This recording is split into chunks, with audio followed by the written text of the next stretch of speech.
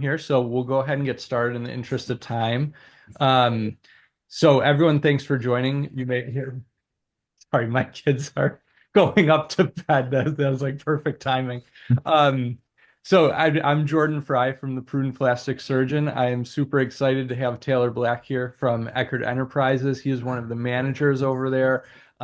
Someone I've learned a ton about these oil and gas type investments and really an interesting alternative investment vehicle with a lot of benefits. And I'll say over the past year, a lot of people reaching out, asking about these types of investments, especially because of their more tax advantaged nature.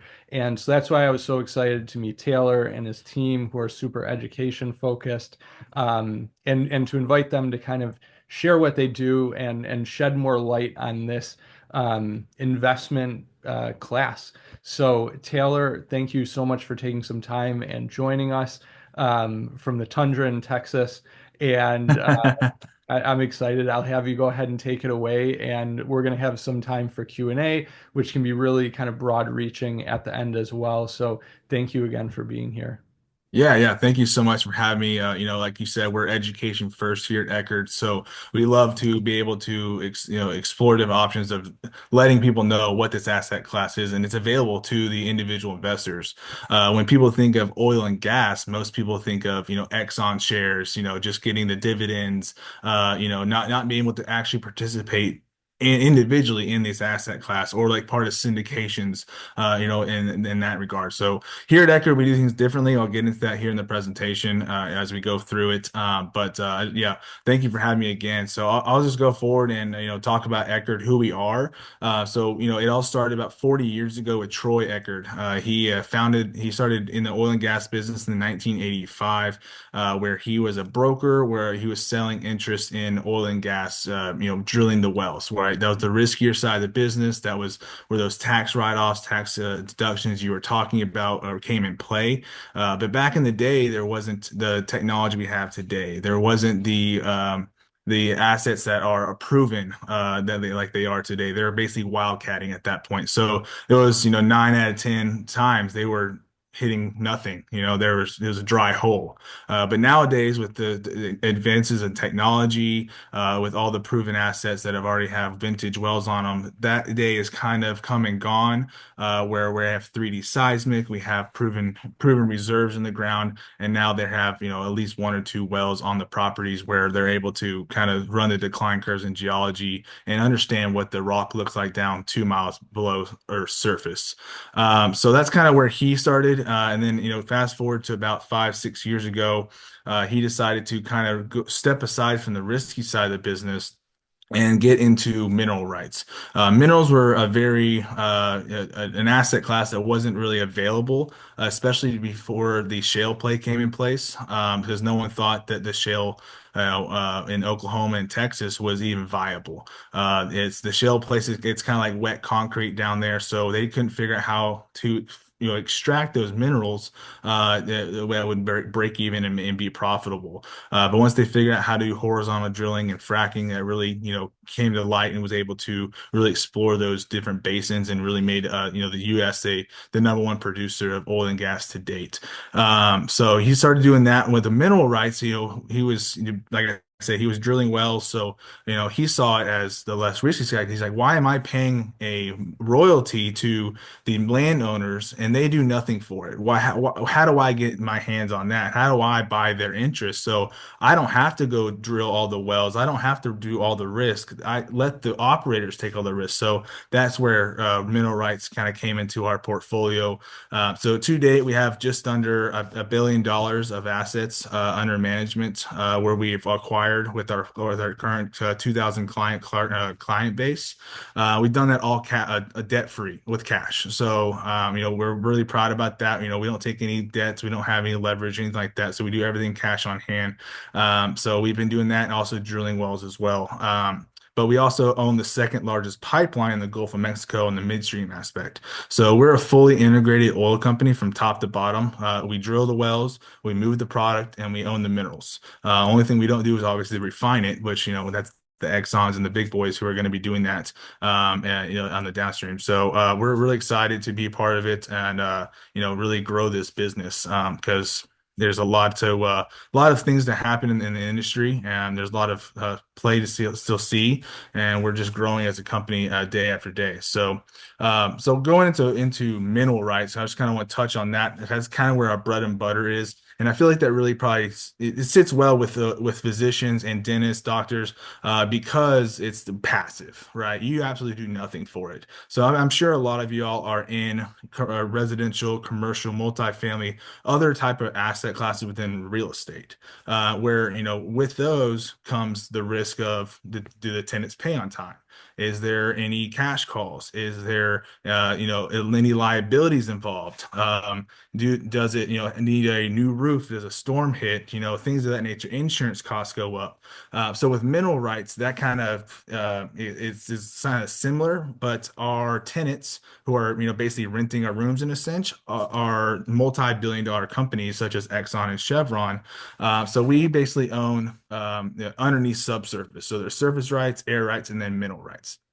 So everything we own is subsurface. All the liabilities are put on the operators through the lease agreements. So basically, what they do is that they go drill the wells, they turn them online, and then they pay us a monthly royalty for whatever they produce. So every molecule of gas and drop of oil that comes out of our property, we get a check for every single month. And so to date, like I said, we have about 80,000 acres in Eckard's name where we're cash flowing. We sent out about $50 million last year alone in revenue, and we're probably going to be 75, 80 million this year alone on our mineral side. So we're acquiring minerals left and right every month to keep growing our asset base. With the assets, well, we're minerals. Like I said, there's zero liabilities, zero holding costs. There's absolutely nothing you do. It's a pretty boring investment, to be honest with you. There's really nothing you can do. You can't tell the operators to go drill more wells on your property. You're just kind of just sitting there waiting for it to happen. But that's why we are buying assets that already cash flowing from day one, already have tenants in place essentially. But the upside is for future tenants to be put on or more wells to be drilled. So before that happens, because as you know, when the more wells are drilled, the more tenants you have in place, the more cash flow you're having. That means your property is worth more as well. So, we're buying at a low, and then we're, before all the activation or new wells are coming online.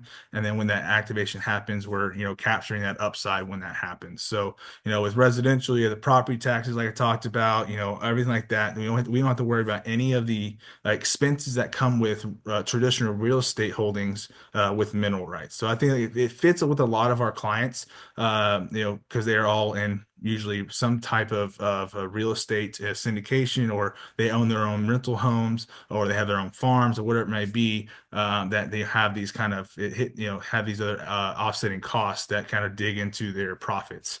I want to touch base on this too. Like for Eckard, what we do is we do everything direct ownership. So say you did have a residential or a farm or something, you could actually 1031 those assets and those profits into minerals and not pay the capital gains on it. So that's a tax advantage right there with the mineral rights. Let's see. I like doing Q&A kind of in the middle of everything. You have any questions so I can just kind of play off that, Jordan, or Let me you're take myself off mute. Yeah, no, that's a fantastic introduction. I'll certainly open it up. If anybody has any questions, go ahead and throw them in the chat, or if you want to just um, come off and ask Taylor yourself. I guess, can you talk a little bit about like the nuts and bolts of what does it look like from an investor, like me coming to you and saying, okay, I would like to invest in that. Uh, Mhm. Maybe we can start off there, and then we'll kind of go into like what's the kind of specific advantages and where you see this fitting in a portfolio and things like Yeah. Okay, perfect. Yeah. So the way, like I said, the way we do business, direct ownership. So each we come out with new packages or portfolios, we call them every 3 to 6 weeks. Every day we're buying more minerals from actually people are calling us now. Hey, I need to sell. Will you buy them? Because with our with all our holdings in Oklahoma, we are basically the only buyer there. So when someone has to sell, they know who to call. So we roll those up into monthly portfolios and then offer a piece of the pie, if you will, to those who want to participate. So, say a particular package is $10 million, you put $100,000 in, you are purchasing 1% of all those holdings within that package. And those are yours free and clear from the time you buy it. And we don't own it, you own it. Through a purchase sale agreement, we manage on the back end because we own 15 to 20% of it ourselves. We retain about 15 to 20% for our own account. And then we, sell off about, 20 to 25%, or sorry, 80 to 85% for other clients to buy from us. So then we can use those proceeds to go buy more and more and more, further building our own portfolio with the help of our private investors or private partners, we call them. So it's that's one of those things that you just buy it through a purchase sale agreement, and then every month, once it comes into revenue, it takes about 180 days to get your first distribution because all the name changes, title changes, a lot of Mhm. legal behind it. But you get back paid for all that. So usually your first check is a healthy check of 6 to 8 months, and then it's monthly after that. And we have never missed a distribution in 65 distributions, I believe it is now.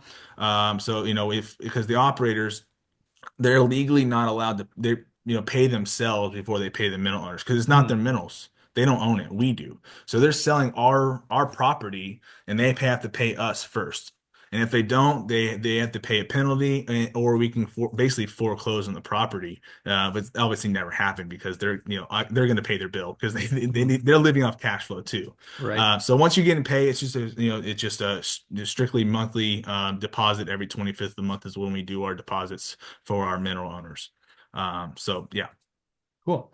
Would you say is it almost akin? So I guess the question is, how are things structured exactly? So the investor owns 10% of that portfolio, but are they directly owning those rights, or and Eckard is managing them? Is that Correct. essentially how it Yeah, works? Okay. exactly, exactly. So there's no like preferred return. Whatever it produces is what you get. We don't take anything off the top, or like, there's not an 80-20 split or anything like that. Mhm. It is whatever it makes is what you get at the end of the day.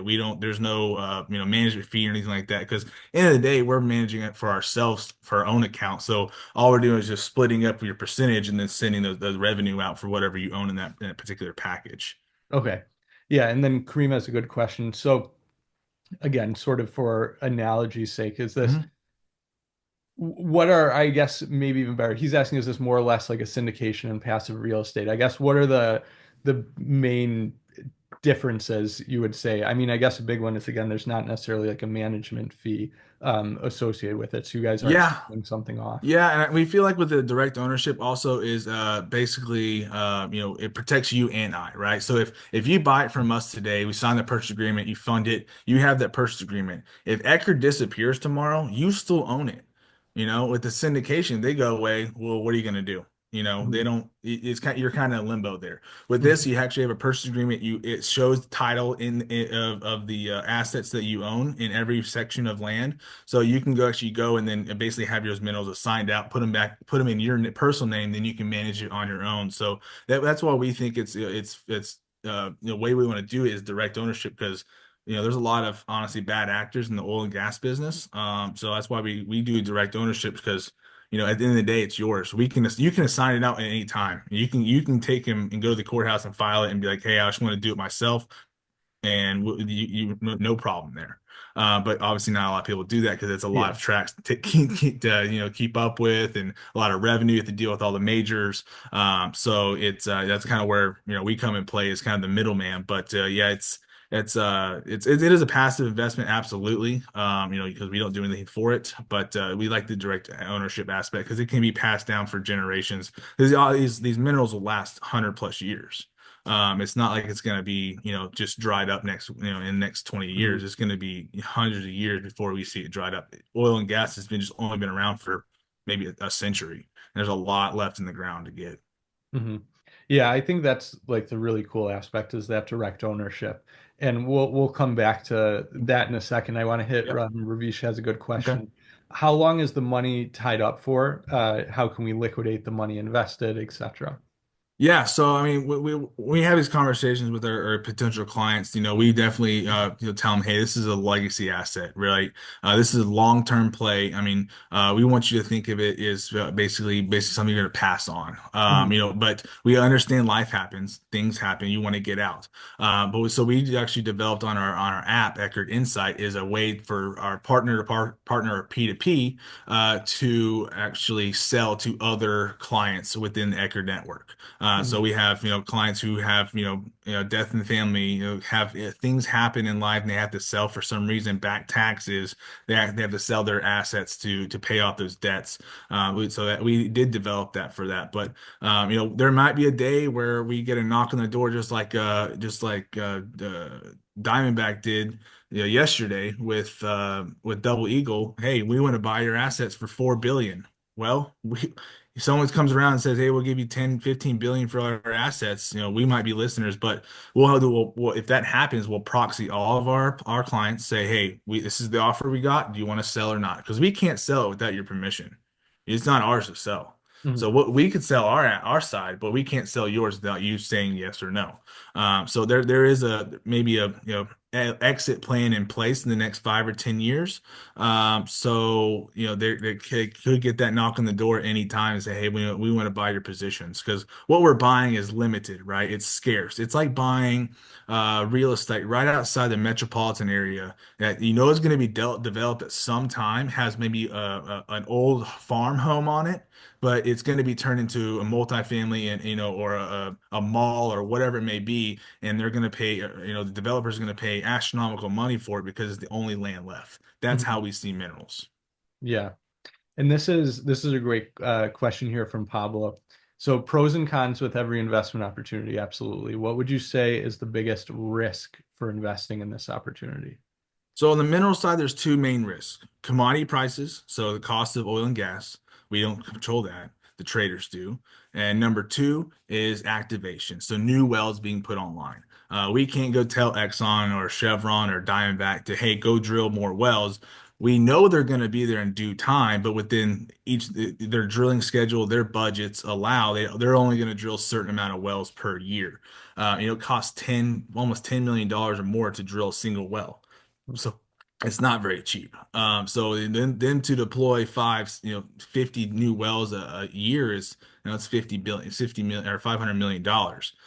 So that's a big chunk of change. So it's really activation and commodity prices is really the only risk involved in the mineral side. You could have delayed of activation, which causes your returns to not, be up to par. But we've seen that in some of our portfolios where it was, fairly stalemate in the first 18 months, and then two wells were put online on a major track. It had a lot of acreage in that portfolio, and it jumped up 25% in one distribution.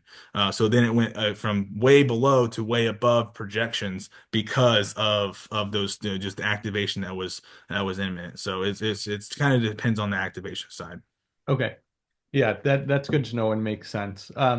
So you guys have seen some, what you'd say, been through some downtimes, et cetera, and sort of seen things stabilize. Yeah, absolutely. I mean, Like that. when oil was negative 37, our checks weren't looking too good. Yeah. But whenever our oil went to 127, $129 a barrel because of the Russian war, Mhm. everyone was like praising, right? I mean, Yeah. so it's but right here at 70 to $75 a barrel is a really good price per barrel for everyone, for the economy, for the Mhm. operators, for everyone. So I think if the new administration keeps that in place and adds in more tax deductions and maybe in tax credits and incentivizes the operators to drill more wells, we could still see it stay about sub 80, which is very good. I mean, break even's about $85 a barrel for most operators nowadays. Mhm. Okay. Um, all right, Kareem, another great question, which I'll break up into two. First, can you talk, Taylor, a little bit about the expected rate of return and maybe historical rate of returns? And then, well, that's kind of a good segue into talking about the Yeah. tax advantages. Yeah, absolutely. So for us, for as Eckerd, we when we do our analysis on all these middle acres that we buy, we look at it as long as it makes a 10% annualized return over 5 years. So it doesn't matter if it's the first year we give you 50% back or the last year we give you 50% back. As long as within that 5 years you receive 50% of your capital back, it's a go for us. And that's at $60 a barrel on our model. So we discount the commodities to $60 to $70 in that range over 5 years, and only two wells per section to be drilled. Mhm. Realistically, they're doing 6 to 12 wells, so we discount that activation too a lot. So our model is like I said, 10% on a base case scenario. Overall, in all of our 100 plus portfolios we have, we're averaging around 12 and a half, 13% cash on cash returns across all of them. 4 or 5 of them have paid out 100% principal back in less than 5 years. So it just kind of depends on which project. Some are slower than others, which is why in this asset class, it's more like betting on a horse at horse races. If you can bet on all the horses and get the same return if you win, you're gonna do that, right? So Mhm. you might as well get your hands on as much as possible. So as if they drill a new well, you want the highest probability that's going to be on your property instead of it just betting on one horse in the race. You want to make sure you have a widespread or a bigger target, if you will, within that mineral acre or mineral basin, which is we focus in Oklahoma and the Anadarko Basin and Permian in the West Texas. Makes sense. Um, so let's kind of dive into the tax advantages and the specific ones Hmm. that kind of direct ownership give you with this. Yep. Yeah, so for the mineral side, I'll be honest, there's not a whole lot of tax advantages with it unless you're using a self-directed IRA or you're using a 1031. So you get a 15% depletion allowance on your gains if you're using a taxable account, which is why a lot of our clients are using their self-directed IRA because it's growing, tax-free basically if you're using Roth, or you can convert it from a traditional to a Roth with that as well. And speaking on that, so most of our clients who do that are seeing a large deduction or devaluation in that property because, like I said, we're buying it before all the activations there. It's discounted because the cash flow has not caught up to where it's expected to be. So when we're buying these packages, it could be like this one we have available is like 900 something acres, only has like 40 wells on it. Well, there's a lot of new activation to become in the future, but when an evaluation looks at it, it's going to be say 50%. So $100,000 now you get move it over to a Roth, it's only taxed on 50,000 versus the full 100,000 if you waited, when you took distributions out of a traditional. Okay, that makes a lot of sense. Yeah, What, so oh, go ahead. I was going to talk about the working interest is kind Yes, of where yes. the Let's go tax into that. deductions Yep, and yeah, exactly. so that's the whole different asset class in our eyes. So you have the mineral rights where it's basically a passive play, not a whole lot of tax advantages. Now you got the working interest. Working interest is where you actually participate alongside Eckerd or Exxon or Chevron, whoever's drilling the wells, actually poking the holes in the ground and drilling those wells, spending the 10 to 12 million dollars per well to extract those minerals. So with that, it's around 75 to 85% year one deduction with the current policies in place. Now with Trump in place, we're not that could change any day. He's did it in the past, so he could put in higher. It could be 100% year one, or he could put even tax credits in place. But right now, it's about 75, 85% deduction year one, but it's a higher return of capital first as well, because with the mineral side, you get about just say 20% of the royalty. So if a barrel of oil sold for $100, the first $20 goes to the mineral owners. Then a $75 goes to working interest participants, and there's like 5% override, which is a little confusing, but basically there's a 75 and 20% split.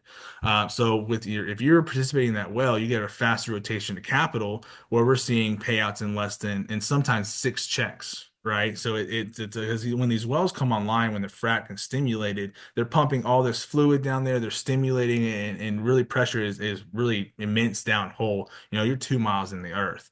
So it's like shaking up a Coke bottle when you open it up, it's just spewing out, right? And it's going to normalize, the decline curve is going to set in, but once the decline curve sets in, it's just going to be steady flow for the next 15 to 25 years.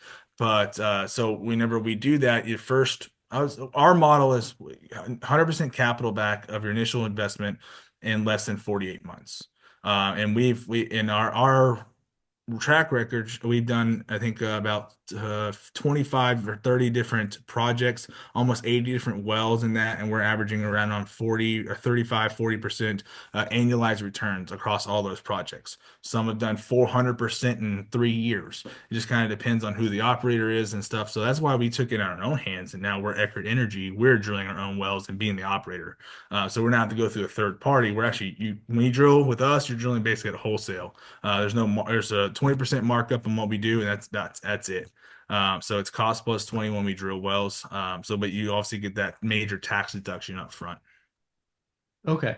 And that's again a separate investment, separate asset class with you guys. So Correct. you Yeah. could do each of them. Correct. Yeah. And Um, I would say most of our clients do mostly minerals, and then they dabble in the workings. All depends on on your risk tolerance. yes. All depends on your income level. It's not suited for everyone. So those who aren't making substantial income, it's not right for them because Mhm. there can be capital calls. There can be cost overruns. They can have dry holes. You can lose your entire capital. It is possible. Is it possible today? Very unlikely. Any kind of capital calls we have seen is really just from they twist off a bit, they put too much, the fluid costs too much, or sand went over budget, very small amounts. They break off a pipe. When you're drilling 3 miles into Mother Earth, things can happen downhole and you have no idea. So it really it's very rare that major things happen where it costs a huge amount of capital to fix that well, but it can happen. Disclaimer, disclaimer, right? Can't Yeah. never say never, but that's why you get that tax deduction because your monies are at risk when you drill wells. Okay. Yeah, and that was great because Steve was just asking that same question, kind of, is there a risk of capital call? And I guess following up on that, what are the major Yeah. risks? Which I think you kind of just hit on. Any other major ones? I mean, now way we look at it is obviously the risk of capital calls is there, Mhm. but it's very minimal if it does, and typically, uh, your revenue will cover it if it won't be more than your checks essentially. So you might Mhm. just not get a check for a month or something like that. It'd be very small. And Mhm. so like again, we do direct ownership. It's not turnkey, right? If you ever hear turnkey in an oil and gas investment on working, just run. Those guys are marking up these wells and they're selling for $30 million for a single well to be drilled. Well, I just told you it's only $10 million to drill. These wells are only projected to make about 3 times their money in the lifetime of the well over 25 years. So if you're paying $30 million for a well, you're never going to make your money back to begin with. Mm. So for us, it's when we drill these wells, yeah, you get the tax write-off, you get have that risk, but we're not wildcatting, we're not speculating where it's at. We're drilling where we know where well the oil and gas are. So the only risk is for us in our eyes is how fast I can get my capital back. That's, if it doesn't meet my standard, then that's Mhm. kind of your risk. But with capital calls and such, we don't really put a lot of emphasis on that because it's very seldom that happens. Never say never, like I said, but it can. But when it does, it's usually very minor. Okay. Um, and then Kareem, another good question. Can you tell us a little bit about the minimum investment amounts and stuff like that for both the mineral rights and working interest? Yeah, so for the minerals to get started with us is 50,000 for your first investment, for 25,000 per package. So that can, if we have two packages available, it can be 25, 25. And then it's 25 after that. But on the mineral side, I would say our average client is looking to deploy anywhere from 300 to 500,000 in the first 24 months.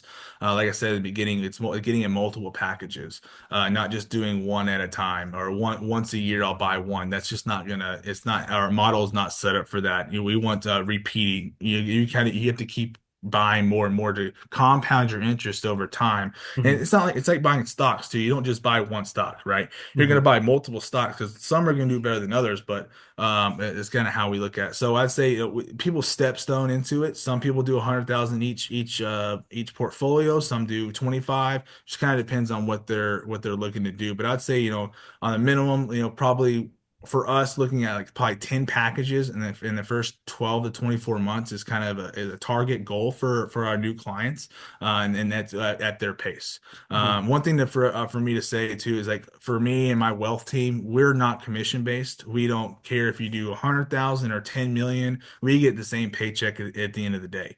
So it's not we're not sales driven at all. We're like I said, we're education. So when it comes to call in, you want to talk to someone, we're not going to hard sell you at all. We actually turn down a lot of our clients because like this is probably not for you because you don't have the risk tolerance or you're not looking to deploy enough capital to really make it worth your while. We're trying to build a brick forest, a big brick house here. You can't do it one brick and then hopefully you have a house, right? You got to Mhm. keep building onto it. So that's kind of how we look at it. And then for the working interest side, $100,000 for a unit of that one. And the reason why that, because we're drilling 5, 10 wells at a time, and if you did 25,000 over 5 wells, well, it's $5,000 a well. You barely pay for the cattle guard, right? So it's really you got to pay to play on that one, and it's really to for those who have the income needs, they have the high income, they need the tax deductions. That's kind of where that 100,000 is set at. Gotcha. How do you like when you talk to a potential investor and are kind of determining if it's a good fit for them? Again, what are you kind of looking for? Um, who do you like to see? Who do you think this is right for, I guess? Yeah, so that's a really good question. I would probably say our typical client is ones that are looking for long-term cash flow. They want to be hands-off. A lot of our clients are dentists. Like my father-in-law is a dentist, and he loves this asset because he's in the chair all day in the mouths, and he has all these grandkids, and he just kind of wants to be replace his income now with something he doesn't have to touch or do anymore, Mhm. right? He owns real estate. He does. I mean, it is a headache and a half for him. So he's trying to replace his income or as much as he can with the passive investment, basically mailbox money for future, right? So as we go on and as time goes on, the commodity prices are going to increase as well. Just look at the history of it. So if we're buying today at $60 a barrel and you're setting it up and you say you're 50 years old today, and in 15 years you've accumulated $1 million of mineral assets. Well, you buy it at $60 and now it's trading for 90, $95. Now you made that spread. So when new wells are drilled on at 90, $95 a barrel, you're probably making more money then than you were when you first purchased the property. Hmm. So it's for long-term growth and really just setting yourself up for just constant, consistent cash flow over the life of for generations. Honestly, like Warren Buffett, I mean, look at he owns like 30-some% of Oxy. If there was a one guy I'm going to follow in the stock market, it's that guy. Somehow he knows where to go. So he owns minerals too. His right hand man who passed away last year had tons of minerals in the Permian Basin, and it's just a long term. It's a boring asset. It's a boring investment, but when you don't have to do anything and you consistently get checks, who's going to complain, So that's kind of where we're at on the who should be for. And then the working interest side, like I touched on, it's for those who have that income, that high income, and have those tax deduction needs. Hmm. Okay, makes a lot of sense. Yeah, usually the boring investments are the better ones, and this is certainly, as I look at it, I think it's certainly a good alternative investment in terms of diversifying. And Hmm. for a lot of us, as doctors, what I talk about is, you kind of have your investment waterfall, and you kind of, you're starting out, you're creating your emergency fund and stuff like that. Then you're investing in your tax advantaged accounts. And Yeah. oftentimes you have this kind of spillover left. And so again, a lot of times you're investing in, let's say, a taxable account and index funds, but then people are looking for real estate and alternative ways to create cash flow. And this is a great one. And again, Yeah. you have um like you're saying, you're not trying to gamble and choose one site, etc. What you're Right. offering is the ability to spread it out. Hmm. And for an asset class that has been consistent over the long term. And like you said, there's potential, whether it's due to political climates, whether it's just due to geographical things or whatever, Hmm. for drier spells, but you're riding it out for the long term where you've seen consistent gains. Yeah, exactly. And you know, with oil and gas, I mean, everything you do in your practice, everything we do in our daily lives is touched by a barrel of oil in some capacity and natural gas, right? We heat our homes with natural gas. Teslas are charged by natural gas, right? I mean, the tires on the cars are all oil based. I mean, so you know, unless you're like as Troy always says, butt naked on a dirt road, you're using oil and gas in some capacity in your life. Mhm. So for us, you know, we look at it, we're the headwaters of the energy sector. You cannot have a barrel of oil or gas extracted in this country without, you know, in my on my minerals without paying me. So Mhm. I want to control as much as possible. So when it's all extracted, I get my fair share of it, all the proceeds. Yeah. So you know, it might hurt me at the pump, but I'll get that check on the 25th You'll that will get it help me back, right? replenish it. Um, Exactly. Ravish has some great questions again. So for, I think, Ravish, correct me if I'm wrong. Are you talking about working interest here? Who owns the land that you're drilling on, and how often